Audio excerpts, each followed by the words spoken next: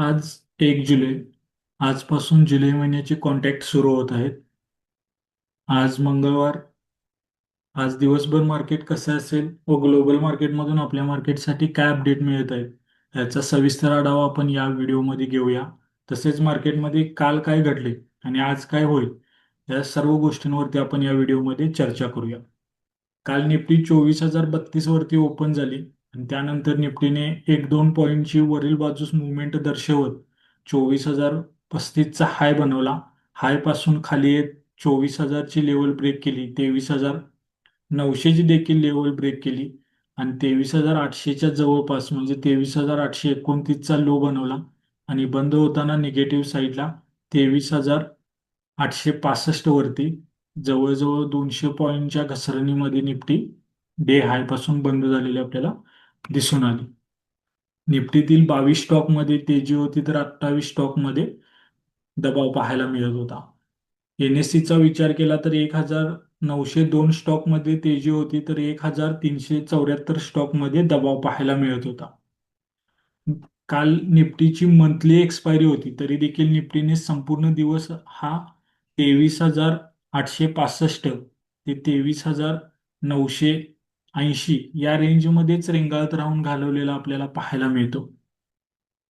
Bank Nifty 58,011 वरती open झाली आणि तोच हाय राहिला. त्याच्यावरती एकही पॉईंट बँक निफ्टी गेलेली नाही. तिथून सरळ खाली येत 58,000ची लेवल ब्रेक केली. 57,800ची देखील लेवल ब्रेक केली. 57,500ची देखील लेवल ब्रेक केली आणि 57,456चा लो काल बँक निफ्टीने बनवला. त्यापासून थोडंसं वरती येत 57,500च्या वरती म्हणजे 57,542 वरती बँक निफ्टी बंद झाली. बँक निफ्टी ओपन झाल्यापासून बंद होईपर्यंत काल निगेटिव्हमध्ये आपल्याला दिसून येत होती. बँक निफ्टीतील 10 बँकांमध्ये दबाव होता तर 4 बँकांमध्ये तेजी पाहायला मिळत होती. बँक निफ्टी देखील बराच वेळ 57,840 ते 57,600 या रेंजमध्ये रेंगाळत राहिलेले आपल्याला दिसून येते.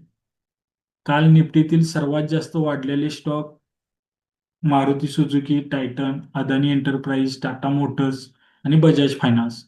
तर सर्वात जास्त पडलेले Eicher Motors, Infosys, Tata consumer product, TCS आणि विप्रो. साहजिकच आहे डायमंड आणि ज्वेलरी सेक्टरमध्ये तसेच ट्रेडिंग सेक्टरमध्ये काल आपल्याला चांगली तेजी पाहायला मिळत होती. तर मान्सून जसा जसा पुढे जात आहे तसा तसा ॲग्रिकल्चर सेक्टरवरला दबाव वाढत आहे आणि आय टी सेक्टरमध्ये देखील घसरण ही सुरूच आहे. ॲग्री आणि आय टी सेक्टरमध्ये काल देखील आपल्याला दबाव पाहायला मिळाला. उद्या सेन्सेक्सची वीकली एक्सपायरी राहणार आहे. त्यामुळे सेन्सेक्सचा ऑप्शनचा ट्रेड उद्याच्यासाठी होल्ड करू नका. अमेरिकन मार्केटमध्ये काल रात्री शानदार तेजी पाहायला मिळत होती. आज देखील अमेरिकन फ्युचर आपल्याला पॉझिटिव्हमध्ये दिसून येत आहे. एशियन मार्केट पण पॉझिटिव्हमध्ये आहेत. जपानचे मार्केट जवळपास 2% तेजी दर्शवत आहे.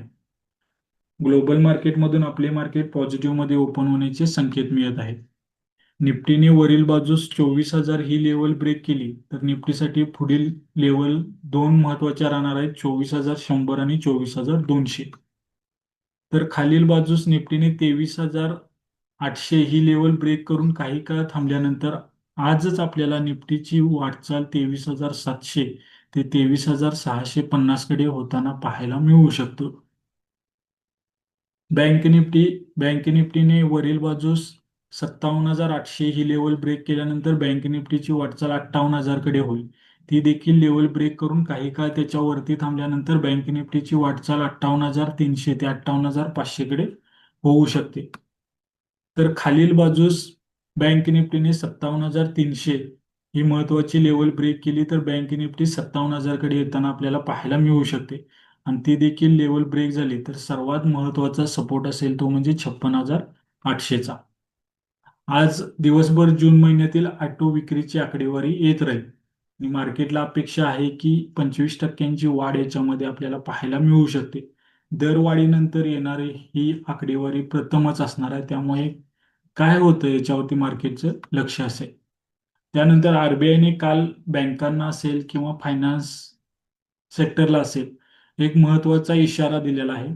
सोन्याच्या किमतीमध्ये सतत जो काही चढ उतार होत आहे आणि एकंदरीत हाय पासून लाईफ टाईम हाय पासून सोन्याची झालेली घसरण जर बघितली तर त्याच्यावरती देण्यात आलेले गोल्ड लोन हे डिफॉल्ट होण्याची शक्यता वाढते. त्यामुळे आरबीआयने सावधगिरीचा इशारा गोल्ड लोनवरती दिलेला आहे. त्याच्यानंतर केंद्रीय कॅबिनेट मंत्र्यांची बैठक आज 11 वाजता होणार आहे. सोशल मीडियावरती अशी चर्चा आहे की काही खात्यांची अदलाबदल होण्याची शक्यता आहे. जर तसं काही झालं तर साहजिकच त्याचा परिणाम देखील मार्केटवरती पाहायला मिळू शकतो. याच्यामध्ये एक बातमी अशी आहे की निर्मला सीतारामन यांच्याकडून फायनान्स खातं काढून घेतलं जाईल आणि ते खातं पियुष गोयल किंवा महाराष्ट्राचे मुख्यमंत्री देवेंद्र फडणवीस यांना दिले जाऊ शकते. जर देवेंद्र फडणवीस यांना हे खातं दिलं गेलं तर परत एकदा महाराष्ट्राच्या मुख्यमंत्रीपदी एकनाथ शिंदे आपल्याला विराजमान झालेले दिसून येते. पण ह्या जर तरच्या गोष्टी आहेत. काय होतंय आपल्याला पुढे सविस्तर पाहावं लागेल. त्यानंतर हाँगकाँगचे मार्केट आज बंद असेल. कच्च्या तेलाच्या किमतीमध्ये गेल्या 6 वर्षामध्ये पहिल्यांदाच एका महिन्यात जर सर्वात जास्त घसरण झाली असेल तर ती मागील जून महिन्यामध्ये 21% क्रूड ऑइलमध्ये घसरण झालेली आपल्याला पाहायला मिळते. त्यानंतर मागील 13 वर्षातील तिमाहीमध्ये सर्वात मोठी सोन्याच्या किमतीमध्ये घसरण या तिमाहीमध्ये झालेली आहे. चांदीच्या किमतीमध्ये काल आपल्याला 7,600 रुपयांची तेजी पाहायला मिळाली तर सोन्याच्या किमतीमध्ये 125 रुपयांची तेजी दिसून आली. काल विदेशी गुंतवणूकदारांनी 10,945 कोटींची विक्री केली तर स्वदेशी गुंतवणूकदारांनी 6,842 कोटींची खरेदी केली. 147 वर्षानंतर सर्वात कमी पाऊस जून महिन्यामध्ये याच महिन्यात पडला जो पाठीमागे गेला. म्हणजे या जून महिन्यामध्ये किती रेकॉर्ड झालेत बघा. 6 वर्षानंतर कच्च्या तेलाची घसरण झाली. 13 वर्षानंतर पहिली तिमाही अशी आली की सोन्याच्या किमतीमध्ये सर्वात जास्त घसरण पाहायला मिळाली. 147 वर्षानंतर सर्वात कोरडा जून हा मागील गेला. म्हणजे भरपूर विक्रम करून हा पाठीमागचा महिना गेलेला आहे म्हणायला काही हरकत नाही. जसे जपानचे पंतप्रधान आजपासून 3 दिवस भारतीय दौऱ्यावरती राहणार आहेत. या संदर्भातल्या काही न्यूज येतील त्याचा परिणाम आपल्या शेअर मार्केटवरती होताना आपल्याला पाहायला मिळू शकतो. मार्केटला अपेक्षा आहे की या भेटीतून व्यापार संबंध मजबूत होण्यावरती जास्त भर दिला जाईल. आम्ही दिलेली माहिती आवडली असेल तर आपल्या चॅनलला सबस्क्राईब करा. व्हिडिओ कसा वाटला कमेंटमध्ये सांगा. पुढील अपडेटसाठी लवकरच भेटूया. धन्यवाद.